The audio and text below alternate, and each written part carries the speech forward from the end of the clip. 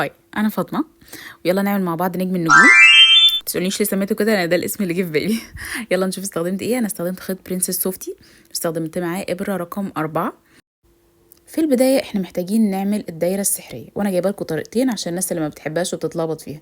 اول حاجه احنا هنلف الخيط على صابعنا كده كاننا هنعمل عقده بدايه. هندخل الابره من تحت اول فتله ونشد الفتله التانية، بس مش هنسحبها، يعني هنقف عند المرحله دي، وبعدين نمسك الدايره بصابعنا كده ونعمل اول سلسله، وبكده تبقى كونت الدايره اللي هنشتغل جواها. تاني طريقه سهله قوي، وهي ان احنا هنعمل عقده بدايه عاديه جدا. تمام، ونعمل جواها 5 سلاسل. 1 2 3 4 5. تمام كده. وهنقفل غرزه منزلقه في اول سلسله، يعني هندخل ابره في نص حرف الفي كده. تمام، نشد الخيط ونسحبه من الحلقه اللي معانا على الابره، وكده تبقى دي المنزلقه. هنلاقي ان احنا كونت معانا دايره. ثواني بس اكبر الكاميرا علشان يبان. ايوه، الدايره بقى اللي قدامكم دي هي دي اللي هنشتغل جواها. انتوا اختاروا الطريقه الاريح لكم، الاتنين صح والاتنين حلوين جدا وبينفعوا في الشغل. المهم بعد ما نعمل الدايره السحريه هنرتفع 3 سلاسل. تمام، وهنشتغل جوه الدايره 14 غرزه عمود بلفه واحده. احنا عملناها مع بعض هنا على القناه بالتفصيل للناس اللي لسه بتتعلم، بس برضه هبطئ لكم الفيديو شويه علشان تلاحظوها بعينيكم. احنا اخدنا لفه على الابره، دخلنا جوه الدايره، اخدنا لفه من الخيط، طلعنا من 2، وبعدين طلعنا من 2. يبقى انا معايا لفه على الابره، اخدت واحده على الابره، وبعدين دخلت جوه الدايره اخدت واحده، بقى معايا 3. هاخد لفه واطلع من 2، وبعدين هاخد لفه واطلع من 2، وهسيبكم تلاحظوها بعينيكم وارجع لكم تاني.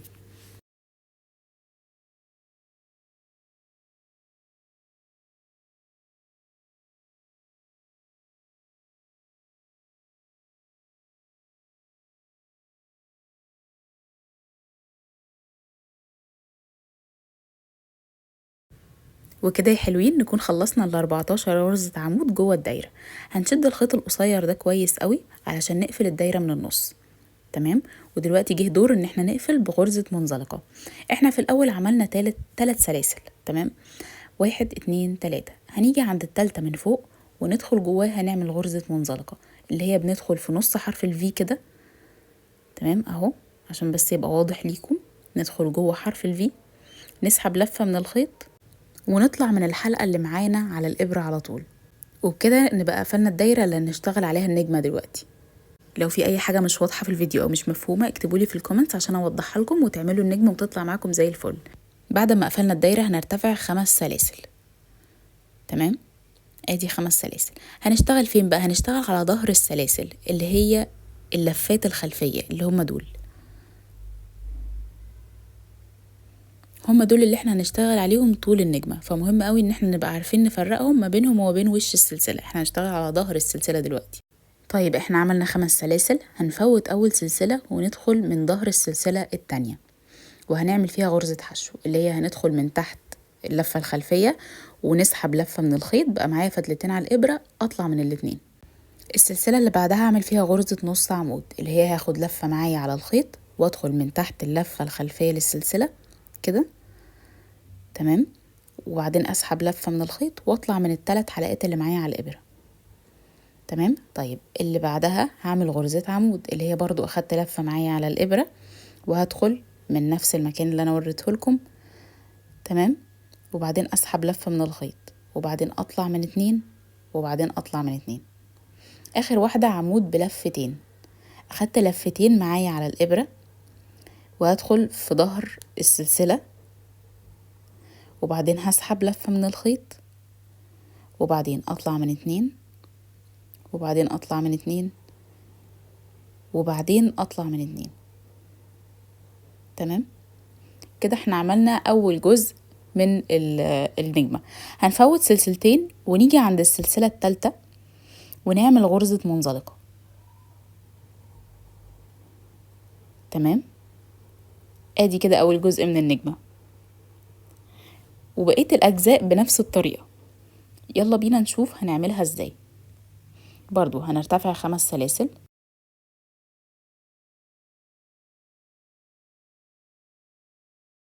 هنلف السلاسل كده ونشتغل على الظهر. هنفوت اول سلسلة ونيجي على السلسلة اللي بعدها ونعمل غرزة حشو.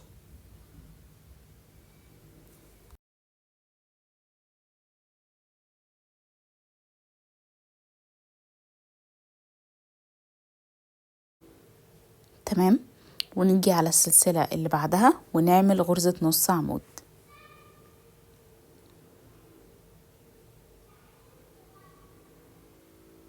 وبعدين نيجي على السلسلة اللي بعدها ونعمل غرزة عمود بلفة واحدة،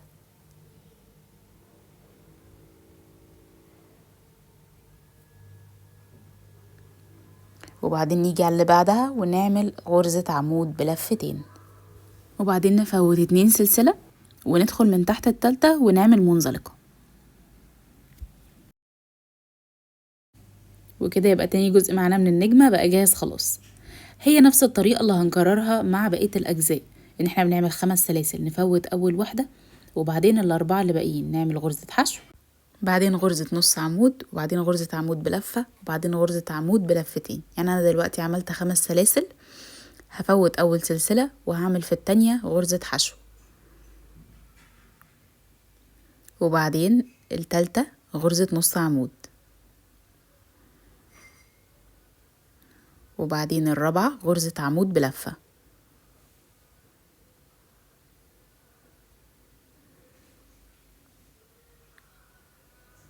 وبعدين الخامسة غرزة عمود بلفتين. طبعا كل ده على اللفة الخلفية للسلسلة، اوعوا تنسوا.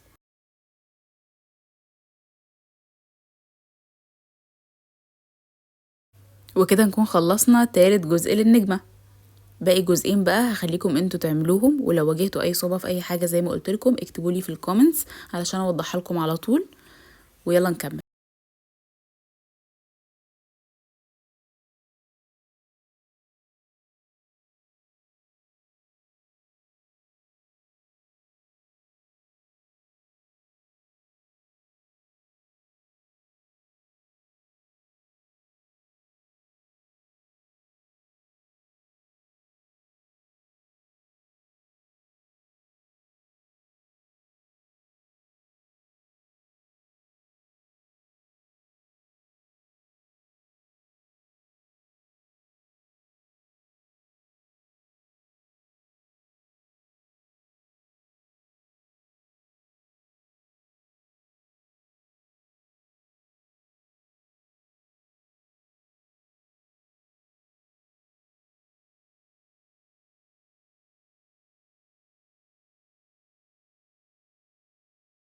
نيجي بقى هنا لاخر جزء من الفراشة، وادي اخر عمود بلفتين بعمله.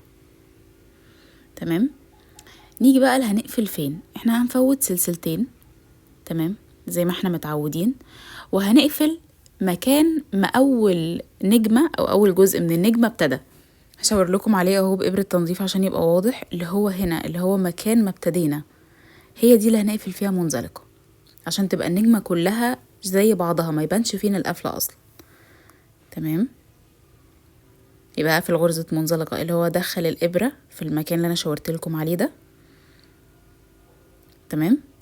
وبعدين اقوم سحبة الخيط واطلع الحلقة دي من الحلقة اللي معايا على الإبرة، وكده ابقى قفلت النجمة كلها ببعضها. تمام. نقص الخيط وبعدين نشد الخيط كده نطلعه بره غرزة المنزلقة اللي احنا عملناها عشان نتأكد ان هو اتقفل كويس، وكده تبقى النجمة خلصت. شوفوا شكلها جميل ازاي، ما شاء الله. يلا بقى نشوف هنعمل ايه في الخيطين دول. الخيطين دول احنا ممكن نربطهم ببعض وممكن ننضفهم بإبرة التنظيف. انا بقى هعمل الخطوتين، هربطهم الاول ربطتين كده. تمام. طبعا ربطتين يبقوا في الظهر، يعني نحاول برضو ما نشدش قوي الربطة عشان ما تبقاش مشدودة، لا ربطتين بس كده عشان نتأكد ان الخيط مش هيفك تاني. تمام. وبعدين هجيب إبرة تنظيف اللي هي دي. لو احنا لسه مبتدئين ممكن نجيب إبرة تنظيف أتخن من كده، أنا بس بحب دي عشان الإبرة نفسها رفيعة فسهلة يعني تدخل تحت أي خيط. هدخل طرفين الخيط من إبرة التنظيف كده. تمام. وهبتدي أداري الخيط تحت الدايرة اللي احنا عملناها في الأول، اللي هو تحت الشغل، يعني أنا داريتهم تحت الدايرة عشان مفيش فراغات فبالتالي مش هيبقى باين. تمام. لو حسيتوا انه جزء من الاجزاء دي طلع ندخله تاني، وطلع من ابرة التنظيف يعني ندخله تاني ونكمل زي ما حصل معايا كده. وبس كده، بعد ما نمشي بجزء من الخيط تحت الشغل كده نطلع ابرة التنظيف ونقص الحتة الزيادة دي بالشكل ده، وكده تبقى النجمة خلصت معانا. وبس كده نبقى خلصنا فيديو النهارده. اكتبوا لي ايه اللي انتوا اتعلمتوه النهارده، ولو في حاجه وقفت قدامكم ايه الحاجات التانية اللي نفسكم تتعلموها عشان ننفذها سوا. وبس لايك وكومنت وسبسكرايب، وهستنى رايكم في الكومنتس، واشوفكم الفيديو الجاي.